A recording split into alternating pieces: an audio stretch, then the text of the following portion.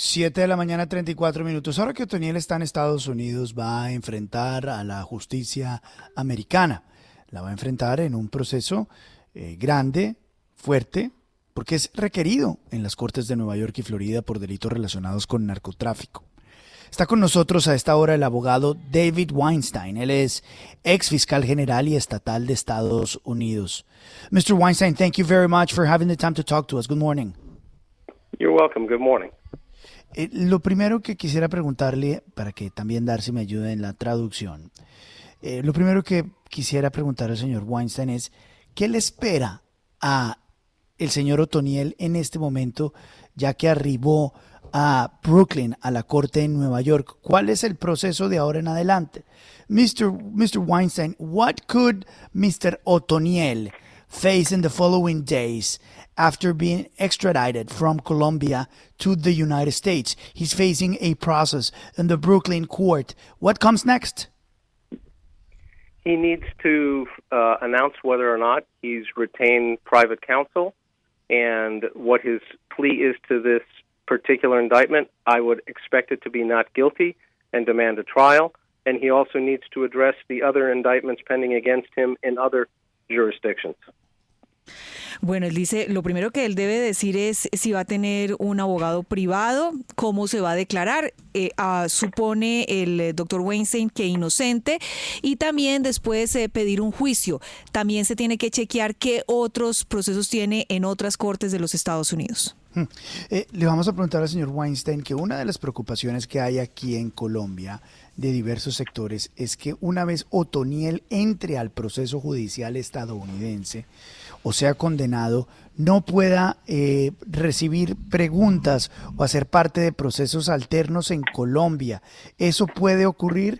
Mr. Weinstein, one of the questions that, or worries better, that some people in Colombia have is that when Mr. Otoniel gets a judicial process in the United States, he's not going to be able to collaborate or talk to the justice in Colombia, to be part of processes in Colombia. Is that true? Or what really happens is that there is a cooperation system between Colombia and the United States in cases of extradition?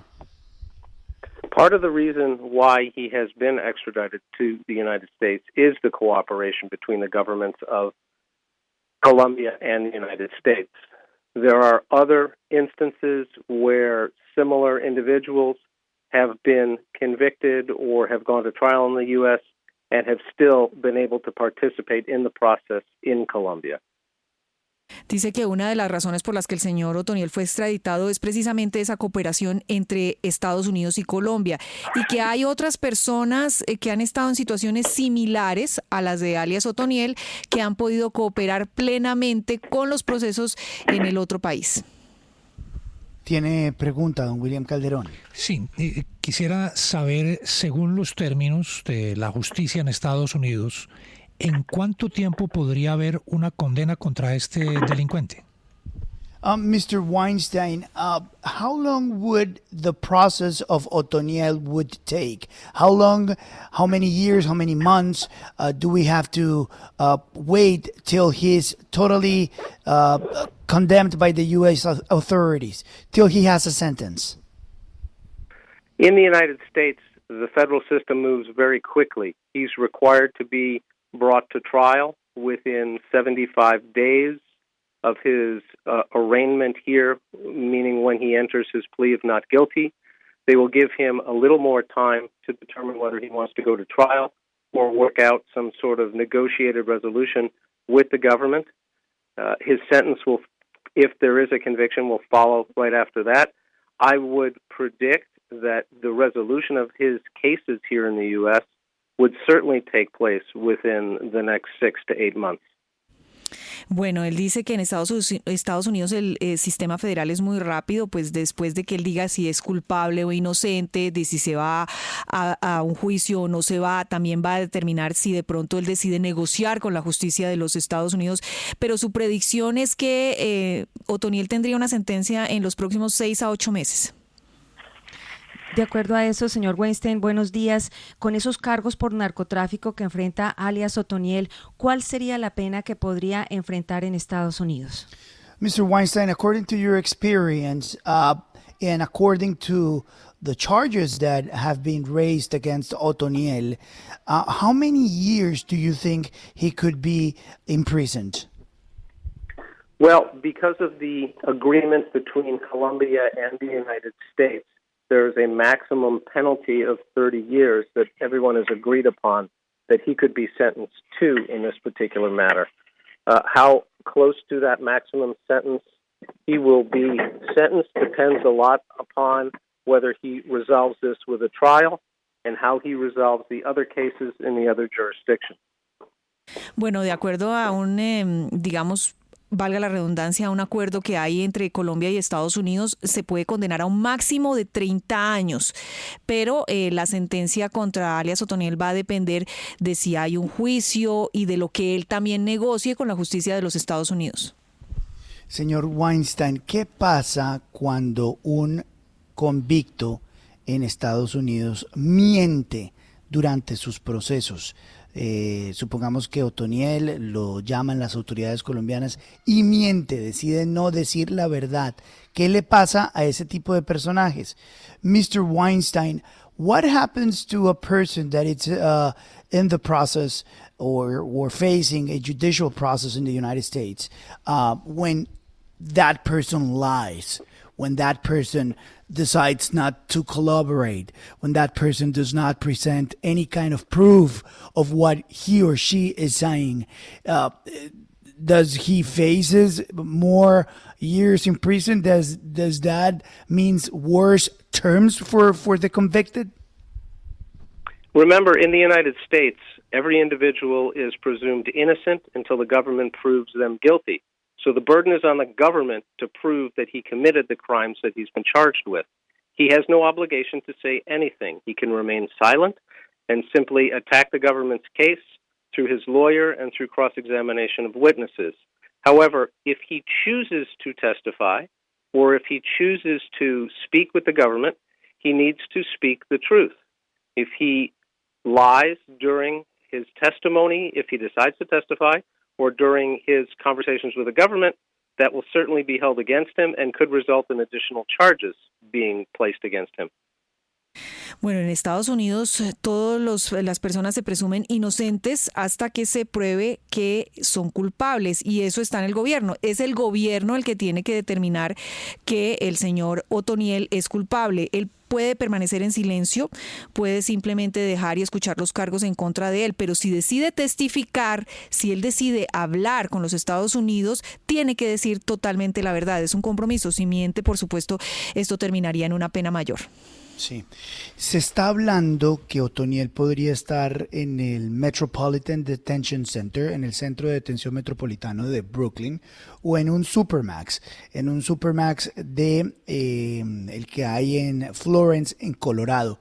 ¿Cómo son las características de estas prisiones en Estados Unidos? Mr. Weinstein, it's been said that Otoniel could face time into the MDC in Brooklyn, the Metropolitan Detention Center, or that he might be ending part of his years in prison into a Supermax prison, the one that is in Florence, Colorado. Could you please tell us what kind of life is he expecting in prison in the United States?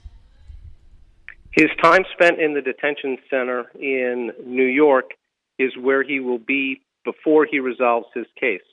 It is a detention center and houses many prisoners who are awaiting their time to go to trial. If he is convicted, he will in all likelihood end up in a place like Supermax, which is where El Chapo is and others are incarcerated. The conditions in Supermax are very strict and present isolation for convicted defendants. The detention center in New York is a prison, but not as restrictive custody as the Supermax, unless he's placed in solitary confinement. Bueno, su tiempo en el centro de detención es mientras se define su condición, es decir, mientras se define su estatus. Si lo condenan, él va a terminar en una cárcel Supermax, una de esas como donde está el Chapo Guzmán, donde las condiciones son bien estrictas, donde hay aislamiento. Mientras tanto, está en este centro de detención, pues que tiene unas condiciones medias mientras espera una condena. Si se establece que Otoniel o su organización tienen cuentas o bienes en Estados Unidos a través de testaferros, ¿se pueden incautar para indemnizar a sus víctimas?